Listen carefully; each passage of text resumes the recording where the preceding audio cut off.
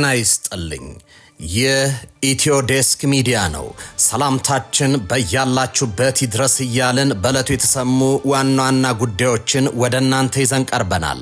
ቻናላችንን ላይክ፣ ሼር እና ሰብስክራይብ ታደርጉ ዘንድ እየጋበዝን የዕለቱን ዜናዎች አበይት ነጥቦችን በማስቀደም አሁን እንጀምራለን። ጠቅላይ ሚኒስትር አብይ አህመድ ከጀነራሉ ጋር በቤተ መንግስት ዝግ ውይይት አደረጉ። ውይይቱ ሻዕቢያና አሰብ ላይ ያተኮረ መሆኑ ታውቋል። ከውይይቱ የሾለከውን መረጃ በጥንቅራችን ይዘነዋል። ኮሎኔል ደመቀ ዘውዱ ጉድ የሚያስብል እጅን ባፍ የሚያስጭን አነጋጋሪ አስተያየት ሰጡ። ስለ ወልቃይቱ ጦር ሚስጥር አውጥተዋል። ኮሎኔል ደመቀ የምንዘጋጀው የምንሰለጥነው ጦርነቱን ለማስቀረት ነው ያሉ ሲሆን የተከዜ ዘብ ህገ መንግስቱ መሰረት አድርጎ ነው የተደራጀው ማለታቸው ደግሞ የትኛው ህገ መንግስት ነው የሚል ጥያቄን አጭሯል። ዝርዝሩን ይዘነዋል። እስራኤል ሻዕቢያ ላይ ሰይፏን መዘዘች። ቁርጡ ቀን ሲመጣ ፕሬዝዳንት ኢሳያስ ብቻቸውን ቀርቷል። ስሌታቸው ሁሉ እንዳሰቡት ሳይሆን ቀርቷል። እስራኤል በዛሬው ዕለት ኢትዮጵያ ወደ ቀይ ባህር መመለስ አለባት፣ ይህ አቋሚ ነው እወቁት ብላለች። ይህ የቴል አቪቭ አቋም ከእስራኤል ጎን ሰለፋለሁ ብሎ ላመነው ሻዕቢያ ታላቅ ድንጋጤ ፈጥሯል። የእስራኤልን አቋም የተመለከተ ዝርዝር ዘገባ ይዘናል። የቀድሞ ከፍተኛ ባለስልጣን በፋኖና ኦሮሞ ነጻነት ሰራዊት ጋር በመስራት ተከሰሱ። ባለስልጣኑ ባለፈው ሳምንት በሁለት ክሶች ነጻ ተብለው የነበረ ቢሆንም በትናንትናው ዕለት ተጨማሪ 3 ተደራራቢ ክሶች ተመስርቶባቸዋል። መንግስትን ለመገልበጥ ዝግጁ ማድረግ የሚለው ከክሶቹ አንዱ ነው። ትሰሙታላችሁ። በሱዳን የሚገኙ የትግራይ ስደተኞች ሰላማዊ ሰልፍ አደረጉ። ሰልፈኞቹ በቃን ድምጻችን ይሰማ ብለዋል። የተወደዳችሁና የተከበራችሁ ተመልካቾቻችን አሁን በዝርዝርና በትንታኔ ወደምንመለከታቸው ጉዳዮች ተሻገርኩኝ። እስራኤል ሻዕቢያ ላይ ሰይፏን መዘዘች። ቁርጡ ቀን ሲመጣ ፕሬዝዳንት ኢሳያስ ብቻቸውን ቀርቷል። ስሌታቸው ሁሉ እንዳሰቡት ሳይሆን ቀርቷል። እስራኤል በዛሬው ዕለት ኢትዮጵያ ወደ ቀይ ባህር መመለስ አለባት፣ ይህ አቋሚ ነው እወቁት ብላለች። ይህ የቴል አቪቭ አቋም እስራኤል ከጎን እሰለፋለሁ ብሎ ላመነው ሻዕቢያ ታላቅ ድንጋጤ ፈጥሯል። እስራኤል በባህር በሩ ጉዳይ ከኢትዮጵያ ጎን ነኝ ብላለች። ኢትዮጵያ በሰላማዊና ዲፕሎማሲያዊ መንገድ የባህር በር ለማግኘት የምታደርገውን ጥረት እስራኤል ሙሉ ለሙሉ ትደግፋለች ተብሏል። ይህን ያሉት በኢትዮጵያ የእስራኤል አምባሳደር አብርሃም ንጉሴ ናቸው። ኢትዮጵያ ለኢኮኖሚያ ሉዓላዊነቷና ደህንነቷ የባህር በር እንደሚያስፈልጋት እስራኤል ታምናለች ያሉት አምባሳደር አብርሃም እስራኤል ኢትዮጵያ ለምታደርገው ጥረት በዲፕሎማሲና በሰላማዊ መንገድ ከኢትዮጵያ ጎን ናት ብለዋል። ሁለቱ ሀገራት የአንድ ሳንቲም ሁለት ገጽታዎች ናቸው ያሉት አምባሳደር አብርሃም ሁለቱ ሀገራት ጥንታዊና ልዩ የሆነ የብዙ ዓመታት ዲፕሎማሲ ግንኙነት ያላቸው መሆኑን ጠቅሰዋል። በዚህኛው ዘመንም ሁለቱ ሀገራት የሚተባበሩና የሚረዳዱ ናቸው ብለዋል። ይህንን ደግሞ በዓለም አቀፍ መድረክ በተባበሩት መንግስታት ድርጅት ጭምር እስራኤል ኢትዮጵያን ትደግፋለች፣ ኢትዮጵያም እስራኤልን ደግፋለች ካሉ በኋላ ይህ መደጋገፍ ግን በኢኮኖሚውም በጤናውም በግብርናውም ያለ ነው ብሏል። የእስራኤል ምክር ቤት አባል ጸጋ ፋንታሁን የኢትዮጵያ የባህር በር ጥያቄን በተመለከተ ሲናገሩ ኢትዮጵያ የባህር በር ጥያቄዋን በሰላማዊና በዲፕሎማሲ መንገድ የማግኘት መብቷ የተጠበቀ ነው ብሏል።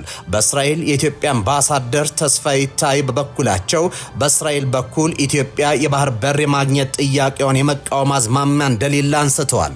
ኢትዮጵያ እንደገና መልሳ ወደ ቀይ ባህር ጠረፍ ብትመጣ አንደኛ ወዳጅ ሀገር ናት። በተጨማሪም እስራኤል ኢትዮጵያ መግቢያ በር አድርጋ ስለምትመለከታት ከሌሎች የአፍሪካ ሀገራት ጋር ያላትን ግንኙነት ለማጠናከር እንድታግዛት ትፈልጋለች ብለዋል።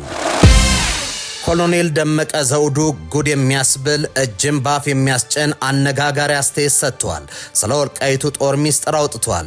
ኮሎኔል ደመቀ የምንዘጋጀው የምንሰለጥነው ጦርነትን ለማስቀረት ነው ያሉ ሲሆን የተከዜ ዘብ ህገ መንግስቱ መሰረት አድርጎ ነው የተደራጀው ማለታቸው ደግሞ የትኛውን ህገ መንግስት ነው የሚል ጥያቄ አጭሯል።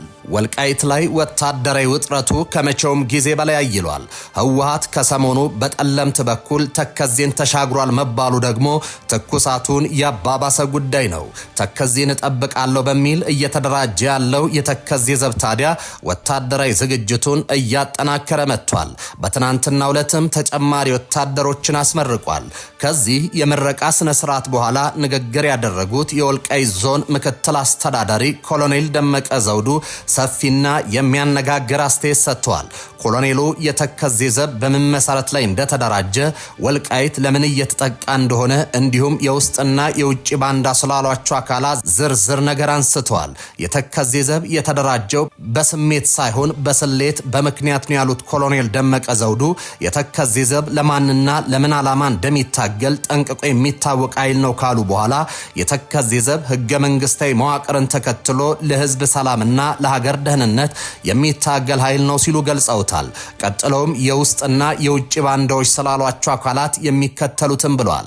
የተከዜ ዘብ በስነ ልቦናው የተጠናከረና የህይወት መስዋዕትነትን ሲከፍል የቆየ ለመክፈልም የተዘጋጀ ህዝብንና ሀገርን ከውስጥና ከውስጥ ባንዳዎች ከክልሉ የጸጥታ መዋቅር ከሀገር መከላከያ ሰራዊትና ከሌሎችም ሰላም ወዳድ ኢትዮጵያን ጋር በመሆን የሚጠብቅና የሚያስከብር ነው በማለት ተጠምደዋል። በኮሎኔሉ ንግግር ውስጥ የውስጥ ባንዳ ተብሎ የተጠቀሰው የፋኖ ኃይልና ደጋፊ ነው። የወልቃይት ከፍተኛ አመራሮች በተለያዩ መድረኮች በሚያደርጉት ንግግር ፋኖን የውስጥ ባንዳ ሲሉ ሲፈርጁት ይታያል። ለአብነትም ከወራት በፊት ከ10 ጊዜ በላይ በተከዜ ዘብ አባላት በፋኖ መገደላቸውን ተከትሎ የአካባቢው አስተዳደር ግድያው በውስጥ ባንዳዎች የተፈጸመ ነው ሲል ገልጾ ነበር። ኮሎኔል ደመቀ በትናንቱ ንግግራቸው ከመከላከያ ሰራዊቱና ከክልሉ ኃይል ጋር ሆነን ፋኖን እንከላከላለን ብሏል። ኮሎኔሉ አክለውም የምንሰለጥነው ጦርነት ለመክፈት ሳይሆን ጦርነትን ለማስቀረት የታሰበና በኃይል አወራለሁ ለሚል ደግሞ በቂ ዝግጅት መኖሩን እንዲያውቅና የሰላም አማራጭን እንዲከተል የሚያደርግ ነው ብሏል። ጥያቄያችን በሰላም እንዲቋጭ በመደራጀትና በመናበብ የጠላትን ሴራ ለማጤን ትውልድን ለማሻገር ስልጠናው ተጨማሪ አቅምን ይፈጥራል ሲሉ ተናግረዋል። የቀድሞ ከፍተኛ ባለስልጣን በፋኖና ኦሮሞ ነጻነት ሰራዊት ጋር በመስራት ተከሰሱ። ባለስልጣኑ ባለፈው ሳምንት በሁለት ክሶች ነጻ ተብለው የነበረ ቢሆንም በትናንትናው ዕለት ተጨማሪ 3 ተደራራቢ ክሶች ተመስርቶባቸዋል። የብልጽግናውን መንግስት ለመቀልበጥ ዝግጅት ማድረግ የሚሉ ክሶችም አንዱ ሆኖ ተነግሯል። የቀድሞ የሰላም ሚኒስትር ዴኤታ ታዬ ደንደዓ ላይ አቃቢ ህግ አዲስ 3 አይነት ክሶችን እንዳቀረበባቸውም ተሰምቷል። ከዚህ ቀደም ከቀረቡባቸው 3 ተደራራቢ ክሶች በሁለቱ ነጻ ተብለው በአንዱ ጥፋተኛ የተባሉት አቶ ታዬ ጥፋተኛ በተባሉበት ወንጀል የቅጣት ማቅለያ ለማቅረብ በቀረቡበት አዲስ ክስ ጠብቋቸዋል። አቶ ታዬ በትናንትናው ዕለት የቅጣት አስተያየት ለማቅረብ በፌደራል ከፍተኛ ፍርድ ቤት ልደታ ምድብ ችሎት ቀርበዋል። በትናንትናው ዕለትም የጸረ ሽብር ችሎት በአቶ ታዬ ቀድሞ በተሰጣቸው ተለዋጭ ትዕዛዝ መሰረት ጥፋተኛ በተባሉበትና የጸና ፍቃድ ሳይኖር የጦር መሳሪያ ይዞ መገኘት ወንጀል የቅጣት አስተያየት ላይ አቅርበዋል። ችሎቱም የግራ ቀኙን የቅጣት አስተያየት በመመርመር ቅጣት ለመወሰን ለህዳር 23 2018 ዓ.ም ተለዋጭ ቀጠሮ ሰጥቷል። ይሁን እንጂ አቶ ታዬ ጥፋተኛ ከተባሉበት ወንጀል በተጨማሪ 3 ተጨማሪ ተደራራቢ ክሶች በአቃቢ ህግ ቀርቦባቸዋል። በትናንትናው የችሎት ውሎ አቃቢ ህግ አዲስ የወንጀል ክስ በአቶ ታዬ ላይ ከፈተ ሲሆን ይህ አዲስ የወንጀል ፋይል እንደቀረበላቸው ጠበቃ አበራ ንጉስ ገልጿል። በአቶ ታዬ ላይ የቀረበው አዲስ የወንጀል ክስ ይዘት ሆርን ኮንቨርሴሽን ከተሰኘ የዩቲዩብ ቻናል ጋር ያደረጉትና በ3 ተከታታይ ምዕራፍ ከቀረበው ፕሮግራም ጋር የተያዘ ነው። ቃለ መጠይቁ መነሻ ባደረገው ክስ 3 ተደራራቢ ወንጀሎች ቀርቦባቸዋል ሲሉ ጠበቃቸው ተናግሯል።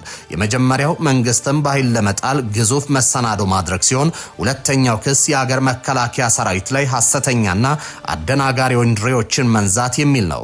በሶስተኛነት የቀረበባቸው ክስ ደግሞ በህገ መንግስቱ መሰረት የተመረጠ የሀገሪቱ መንግስት መድፈር የሚል መሆኑን ከችሎት ውሎ መረዳት መቻላቸውን ጠበቃቸው ገልጿል። አቶ ታዬ ደንዳ በፌደራል ከፍተኛ ፍርድ ቤት ልደታ ምድብ ጸረ ሽብር ችሎት ከጠላት ጋር መተባበር፣ መገፋፋትና ግዙፋዊ መሰናዳት እንዲሁም የጸና ፈቃድ ሳይኖር የጦር መሳሪያ ይዞ መገኘት በሚል 3 ተደራራቢ ወንጀሎች ተከሰው በክርክር ሂደት ላይ እንደነበሩ የሚታወስ ሲሆን ፍርድ ቤቱ ህዳር 3 2018 ዓ.ም ባስተላለፈው ውሳኔ ተከሳሹ ከተጠረጠሩበት 3 ወንጀሎች በሁለቱ ነፃ ናቸው ማለቱ አይዘነጋም። ከፍተኛ ፍርድ ቤቱ አቶ ታዬ ጥፋተኛ በተባሉበት አንድ ክስ ማለትም የጸና ፈቃድ ሳይኖር የጦር መሳሪያ ይዞ መገኘት ቅጣት ለመወሰን ለህዳር 23 2018 ዓ.ም ተለዋጭ ቀጠሮ ሰጥቷል። ጠቅላይ ሚኒስትር አብይ ከጀነራሉ ጋር በቤተ መንግስት ዝግ ውይይት አደረጉ።